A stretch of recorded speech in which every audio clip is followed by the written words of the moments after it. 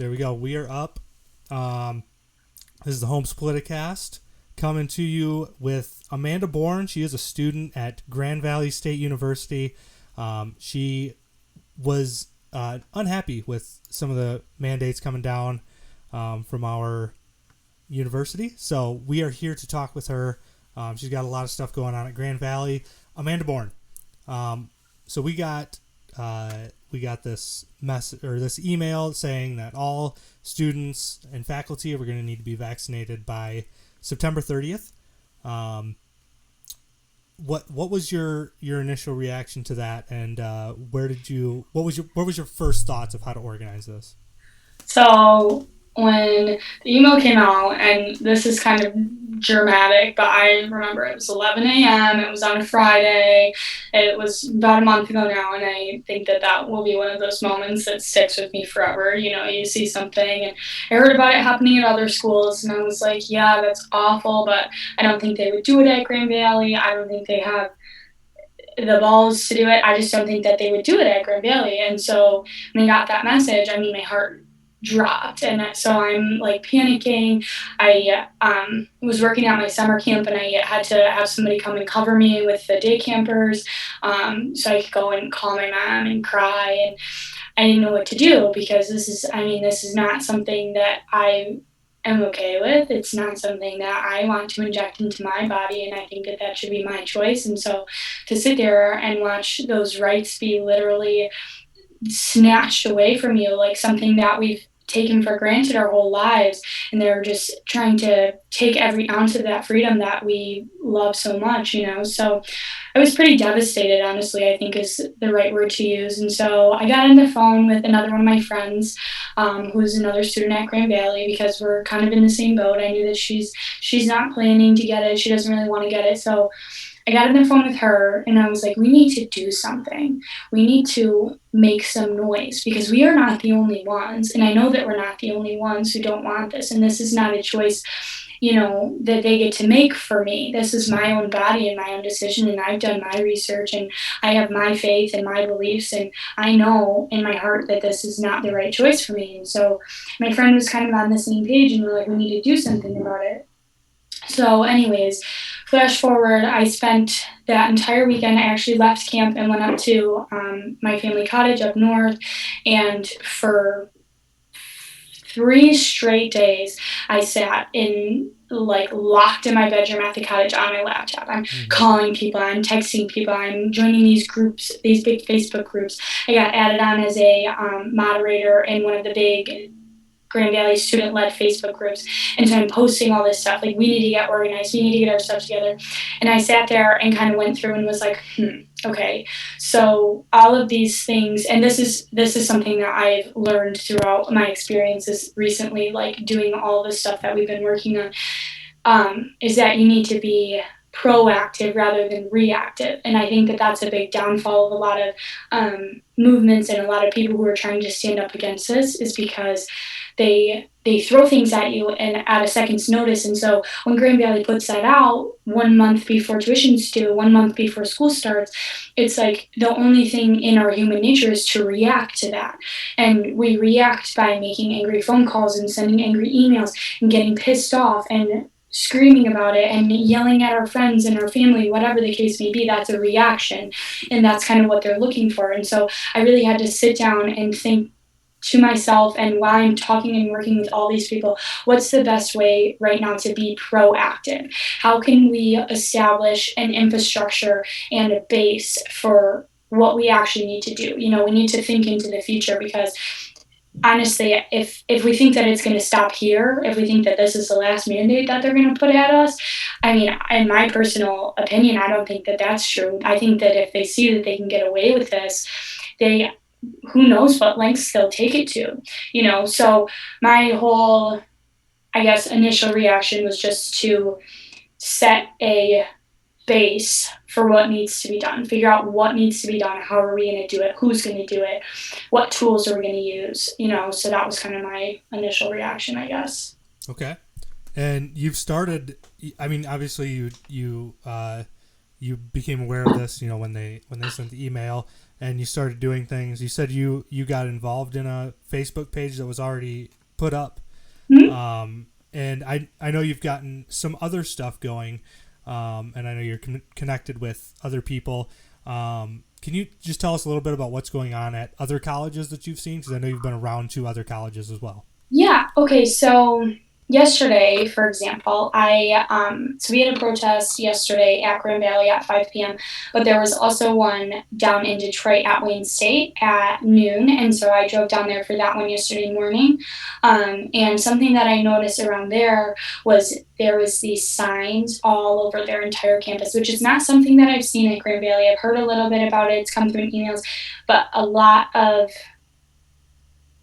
propaganda, you could call it, a lot of signage about these vaccine incentives, and they were up all over the campus at Wayne State. So that's just one experience that I have seen firsthand now. Like they are everywhere. They're on every corner. They're in every lawn. It blew my mind how close these signs were together. There was hundreds of them probably on this campus, and that really blew me away. But then you look at Oakland University, and Oakland, we kind of thought that they were holding off, that they were staying strong, and so they had the mandate originally in place only for students living on campus and for students within particular programs. Which I thought was weird. I was like, that doesn't make sense to me. Like the music department was mandating it and the nursing school was mandating it, but it wasn't a university wide mandate. And then one week and maybe a couple days before their classes start, they put out the mandate as well. And I think that that came with the FDA approval, and they were probably waiting for that. However, that puts a lot of kids in a much more difficult situation because you have a lot less time to plan and figure out what you're going to do. Because for and this is just my perspective, but the people that I've met who have not gotten the vaccine yet, they are not getting it. Mm-hmm. They will not comply. And so it puts those kids in such an awful situation. And I've been hearing a lot of sketchy things about their exemptions. They haven't really been up the whole time. They took it down for a while, the link and the document to upload. So I think the kids are struggling to get their exemption forms from Oakland. So that's what's kind of going on at Oakland. And then I do have one contact who I actually went to high school with who goes to Central Michigan. And I was talking to him a little bit about what's going on over at CMU. And they mandated it as well under the condition that if you don't receive the vaccine and submit your vaccination information, that you just have to do weekly testing. So I suppose at least it gives students a little bit of an out. If you don't want to get it, you don't have to submit a religious exemption. You don't have to kind of jump through any of the hoops. You just have to get testing, which I think is obviously, in my opinion, I think that that's still a little bit silly, but it's better than it is at Grand Valley. And then at MSU and U of M, they pretty much blanket statement, and they at least did it a little bit a couple weeks before Grand Valley, so students had some more time to kind of figure out where they wanted to go from there. But they just blanket statement said limited exemptions, everybody needs to have it by whatever day, and you all need to come to campus with an exemption or with your vaccine card. And so that's kind of been my scope. And I know that they have mandated it at some other smaller schools. I know that Lawrence Tech mandated it, and I want to say Albion, but I could be wrong, and so I don't want to construe misinformation. But I know that there was a couple other little schools, and so I have been looking into that to see if we can find any contacts there of people who are wanting to get involved with this fight, because it's a hard thing to do on your own. And so we've been kind of building this network of students from all of these different schools to try and work together. So like yesterday, for example, at the Grand Valley protest, we had a student from Oakland University, a student from Wayne University, and a student from Michigan State University. Wasn't able to get one here from University of Michigan because I believe that they actually had their own protest yesterday as well. Okay. So we've been but we are all working together. It is all intertwined a little bit, and we're trying to just form this web of people so we can all use each other's resources and we can all kind of help each other through this. Yeah. So there's a lot of a lot of colleges that are going through the same. A lot of college students going through the same thing. Right. We're all getting the vaccine mandate brought down on us. Could you tell us a little bit about how you're bringing all these different places together? Like, I mean, it's really hard for students to get from college to college, especially once classes are going on. Right. And I know you have a website set up. Mhm. Could you tell us a little bit about that? Okay, so there's another student, PJ Cerati, who is from Michigan State University, and he and I connected probably 2 weeks ago, and we've been fighting it head on since then. Originally, we had both planned to take a semester off from college to fight this on the ground, and that it still is PJ's plan. Unfortunately, my plans have changed. I am going to be attending school this semester. I'm going to look into transferring next semester because I don't really feel that I want to attend a university that would put something like this into place. It just goes against my morals. And so I'm trying to find something somewhere else to go, but unfortunately that just wasn't going to work for me this semester. But anyway, so PJ and I have been working tirelessly on kind of building this infrastructure that I was talking about previously. And so we came up with the name Michigan Students Take Charge, MSTC. We have a Twitter going, it's MSTC United. However, we have been having some problems with that because if you look it up on Twitter, it doesn't come up at all. Like the account doesn't appear to exist, even though if you get the link sent to you, you can see it. So we have been having some troubles with that. And we also have a website called MichiganStudentsTakeCharge.com. So if you want to look into that, that website is still under construction. I've got a couple students, one from MSU and one from Grand Valley, who have been working on that and trying to get everything updated on there. And then so that website includes like events, it includes updates, it has all of the petitions for all of the schools that I just talked about. So that's kind of where we're at there. As far as the MSTC organization actually goes, so our mindset for everything is that MSTC is going to be run currently as of right now as a business, because that's the easiest way to go about it. And when you have something that's on such a short time frame, filing for an LLC, which is a limited liability company, that's the easiest thing to do, and it's the quickest turnaround. So that's what we decided to do for Michigan Students Take Charge. And pretty soon, ultimately, we will be able to actually use the LLC to accept donations.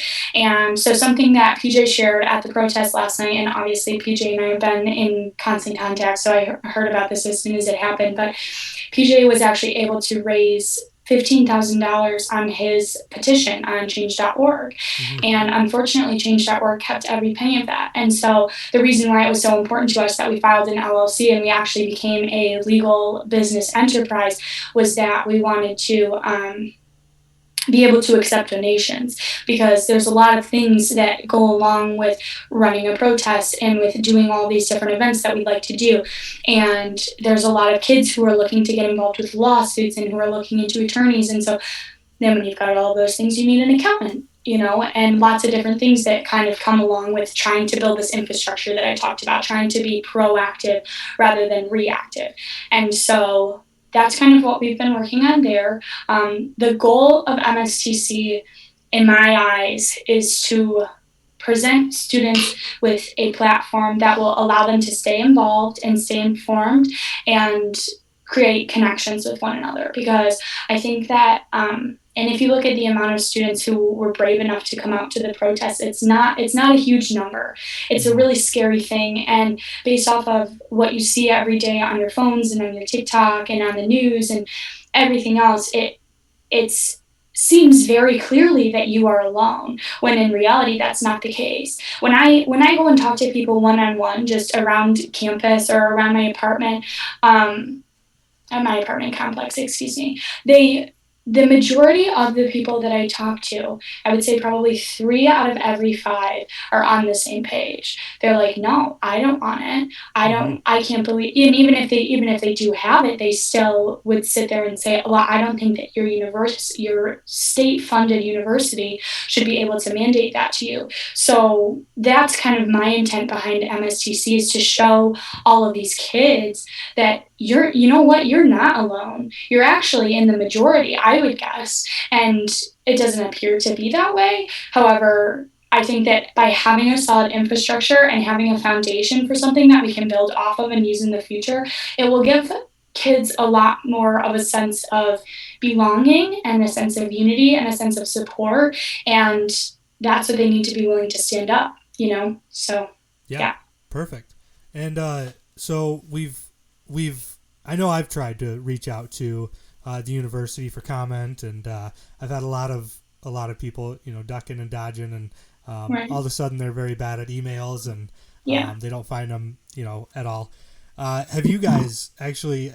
Have you guys heard from any colleges, including Grand Valley, about like answering some of your objections, your questions that you still have about the vaccine and the mandates in general?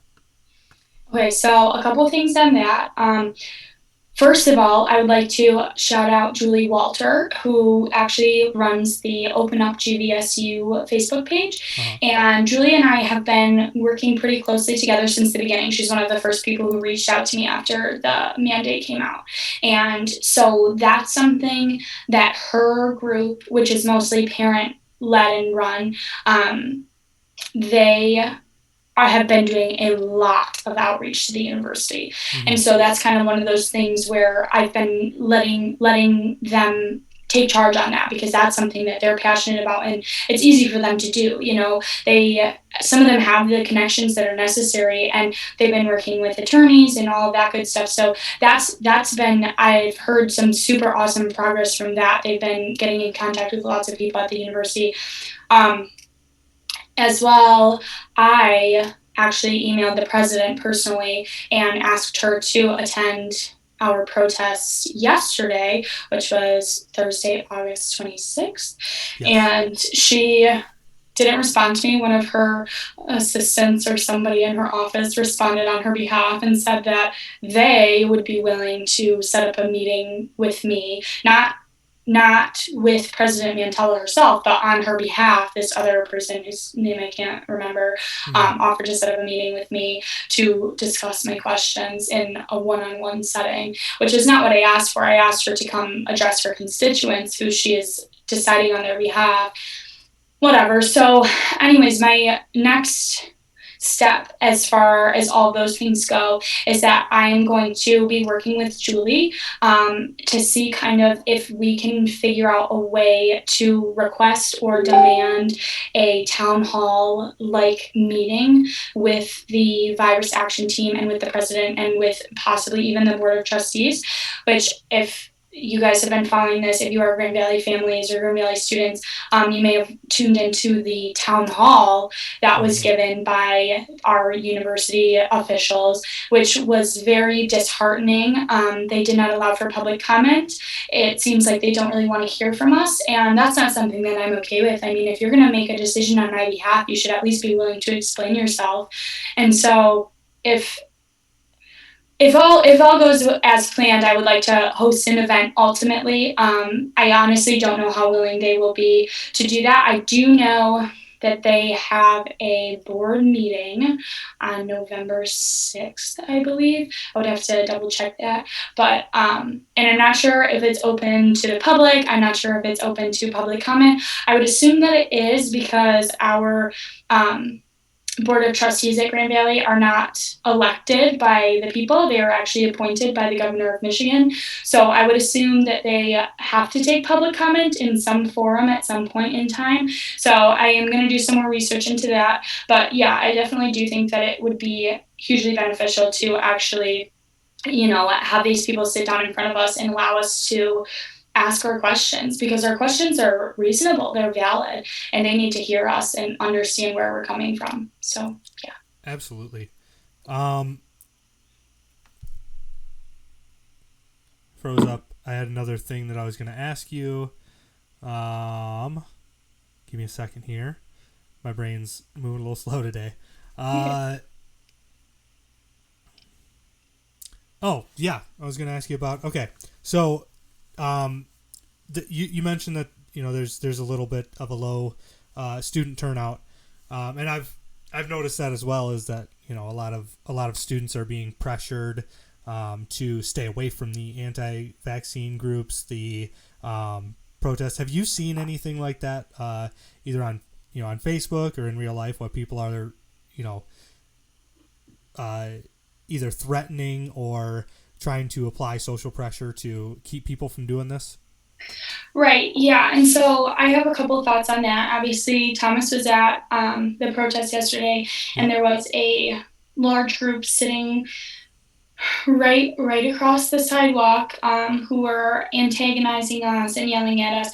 And I actually was at the clock tower on Tuesday with Thomas, and we had somebody yell at us. And so I understand those things. I mean, those things don't affect me personally. Like, Mm-hmm. that doesn't bother me because I know how I feel and I know what's in my heart, and I know that I know right from wrong. And so to me, it doesn't make a difference who says what about me, who says what behind my back. I don't care if people think that I'm stupid or if they think that I'm wrong or brainwashed, because I know right from wrong. And so that's kind of the message that I'm trying to get across to these students, is that you know right from wrong. You understand that what they're doing to you is wrong.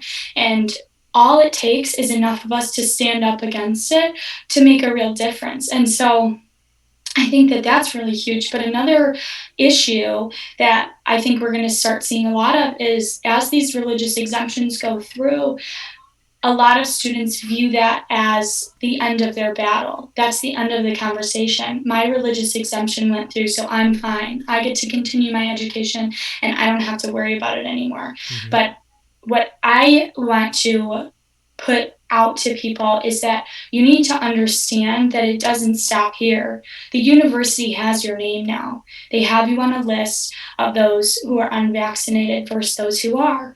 And they have said in their exemption forms that they can share that information with whoever they want to, be that public health officials or be that your professors. It does not end here. And I think because we're not in school yet and because we haven't seen that really come to fruition anywhere, I think that's hard for students to think about that, because right now in this moment, I am fine. I got my religious exemption. I'm going to class on Monday. Mm-hmm. My life could continue just as normal. But we need to understand that they're not stopping here. And so, and that totally just is a derail from your question, but the opposition anyways is something that you just have to, I mean, you just have to stand up for yourself. They're bullies. They're not, Mm-hmm. but they're not going to do any harm to you. They're not going to, they can't do anything to you. But we together as a team, we can stand up. We need to be brave. We need the young people to be courageous and to find their voice and to find it in themselves to stand up for what is right. Because to me, taking my exemption and running with it and just going on my way and being like, oh well, I'm done now, that to me is cowardice, and I don't want to cower in fear right now. I want to stand up and show people light and hope.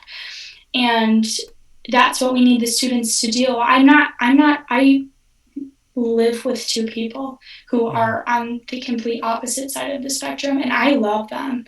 I love them with every ounce of my heart. They but I mean, I'm not scared of what they say about me behind my back. I know that they don't agree with what I'm doing. Mm-hmm. I know that they don't agree with what I believe in or my morals. They disagree with all of it. They have an entirely different moral compass, and that's okay. But I'm not afraid. And I think that that's the biggest thing that's turning kids away is fear. It's Yeah. fear and the fact that they already got what they needed. But I'm here to tell you, and I will continue to tell you, that it's just not over. It might be over right now for the next week, but when you get into week 2 of your classes and your professor starts calling you out for being unvaccinated, then what are you going to do? Mm-hmm. And that's why we need to stand up now and find each other and build these connections and build these relationships and build this infrastructure of this organization that's going to be able to help. So, very lengthy answer. That's okay. That's okay. That was perfect. And so I'm about out of questions for you. Other, any other remarks that, if a Grand Valley student that thinks, man, I don't necessarily like these mandates. I don't really mind about the vaccine. Right. Just one more time, make that case to them that they really should be concerned about this. Right. Yeah, I mean, I personally have a lot of friends who have received it, and who, I mean, I have a couple of friends who have received it and who have said to me, "Oh, I wish that I didn't." But a lot of my friends have went out and they have gotten it, and that's okay, and they know that I think that that's okay. I'm perfectly content with you making that decision for your own health. But a lot of them are on the same page in that it should be a choice. And Lauren from Oakland University said something very profound, and it actually was on her sign that she was carrying around yesterday, that when there is risk, there must be choice. So there are a lot of people who are on that same page, and I think getting them on board to help and to be a part of the movement is essential as well. Because, I mean, as much as I'd like to think that everyone who I talked to didn't go out and make that decision, because I am concerned of what the future effects of that could be down the road. I we need to stick together right now, and we need people, vaccinated and unvaccinated, to stand up and say, this is not my university's place. They have no place making this decision for me. This is a decision that stays between me and my parents and my God. And that's all there is to it. And it's starting to happen at jobs. It's been happening at hospitals in New York City. It's happening in the entire city. You can't go to restaurants. You can't get into the grocery store in some countries and in some states right now. And that's really terrifying.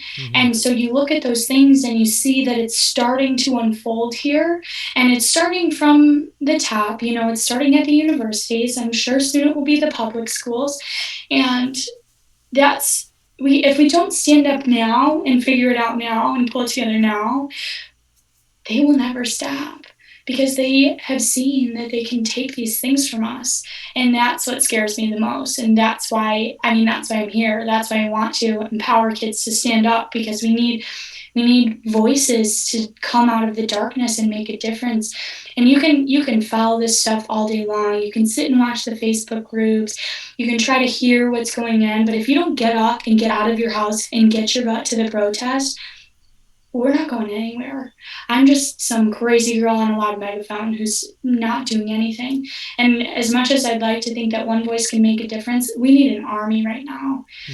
So again, it's time to stand up. We're here. We can lean on each other. We can use each other's resources.